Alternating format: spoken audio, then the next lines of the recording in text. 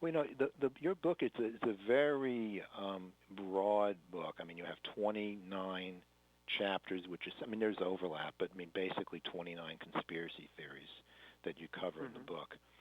And they're all interesting, but of course, I think some are more central than others, I think. I'm sure you would agree with that. And I'm just wondering if you might want to begin by talking about, just a few of the main ones that you think are really the, the underpinning of, the broader conspiracy, or less if you feel that they're all kind of all equal in importance. No, I think there are some that dominate the book and carry over into other theories and ideas. I would say false flag terrorism, the history of governments around the world creating terrorist events, and within that would be a big one would be Operation Northwoods, which in 1962 all the U.S. Joint Chiefs of Staff said we're going to fly buildings into planes, we're going to bomb cities, which included Miami, Washington D.C., and we're going to blame it all on Castro. And that sounds quite reminiscent of 9/11. And even if 9/11 the official story is true, there's a lot of other terrorism happening that I happen to believe is false flag terrorism, but that can include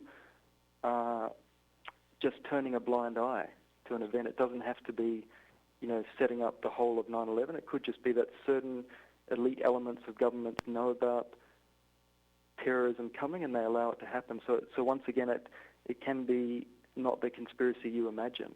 It can be somewhere in between.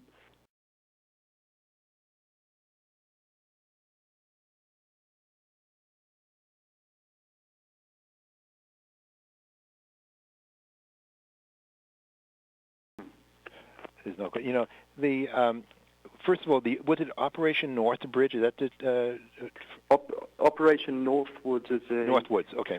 Yeah, it was declassified or was accidentally declassified in 1997. None of the mainstream media reported on it, and the only person that stopped it is Kennedy. If it wasn't for him, all of his cabinet, all of his Joint Chiefs of Staff, they all were voting for this to create false terror and blame it on Castro, which is really scary. And I've actually had a conversation with one ex-CIA agent and one ex-NSA agent about this, and they just shrug it off as if, well, it didn't happen because Kennedy stopped it. But I said to them, well, if it didn't happen, what if are you saying these things crazy? They're saying that it's just like brainstorming, okay?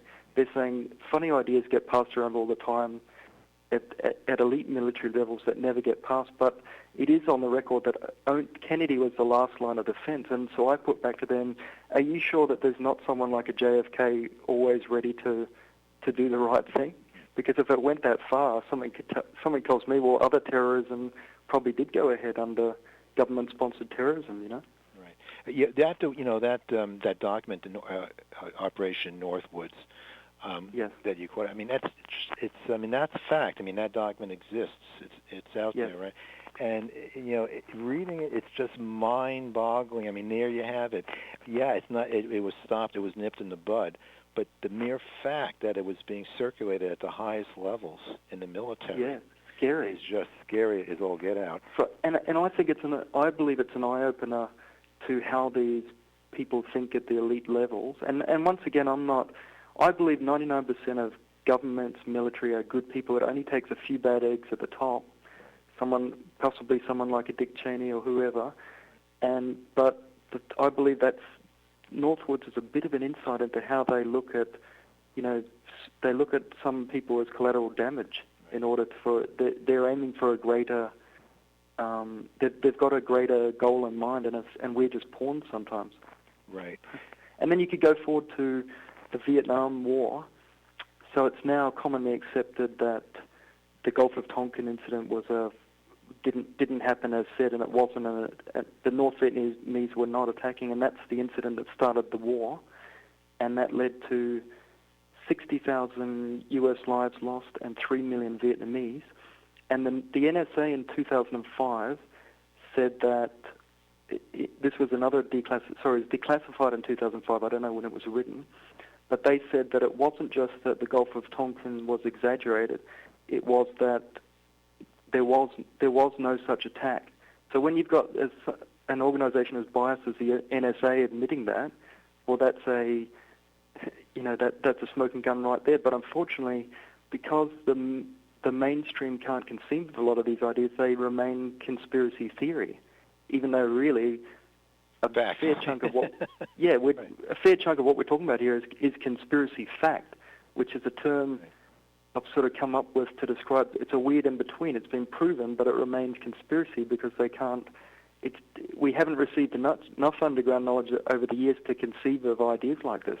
You see? Right. The original story, which was a myth, somehow is still being maintained as the truth, yes. or at least in the mindset of many people. And I guess Hollywood as well. When these things are embedded in our brains right. from a young age, that the North Vietnamese started this war or different things. It's hard to. That's embedded deep in the brain. It's hard to change your mind on that.